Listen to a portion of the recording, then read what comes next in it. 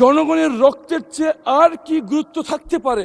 গত কার্যদিবসে আমাকে চিঠি মারফত জানানো হয় আমি একটি নোটিশ দিয়েছিলাম সীমান্তে হত্যাকাণ্ড এবং পুশিং সম্পর্কিত একটি বিশেষ আলোচনা করার প্রস্তাব দিয়ে চিঠি দিয়েছিলাম।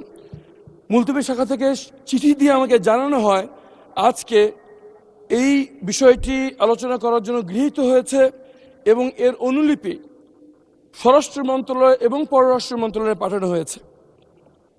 আজকে কিছুক্ষণ আগে মুলতবি শাখা থেকে আমাকে জানানো হলো অনিবার্য কারণবশত এই প্রস্তাবটি যেটি গৃহীত হয়েছিল স্বরাষ্ট্র এবং পররাষ্ট্র মন্ত্রণালয়ের যেখানে চিঠি পাঠানো হয়েছিল অনিবার্য কারণবশত সেটা স্থগিত করা হয়েছে। মাননীয় স্পিকার, আর প্রথম প্রশ্ন, জনগণের রক্তের চেয়ে আর কি গুরুত্ব থাকতে পারে যে এত বড় একটি জনগুরুত্বপূর্ণ বিষয় যেটা কোনো দলীয় এজেন্ডা নয়,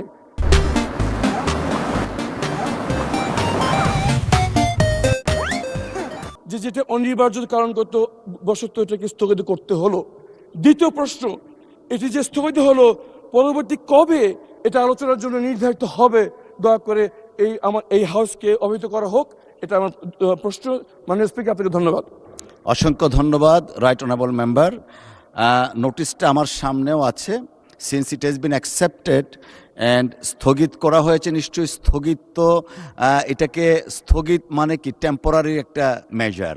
সো আমি যতটুকু ধারণা করছি বাজেট অধিবেশন চলছে, আমাদের একটা টাইম ফ্রেমিং কনস্ট্রেনের একটা বিষয় আছে, মানি বিল পাস এবং অন্যান্য জিনিসগুলো। Of course it is very fundamental part.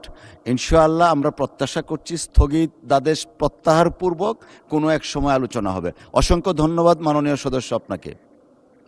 Thank you so much. Please take your seat. Thank you.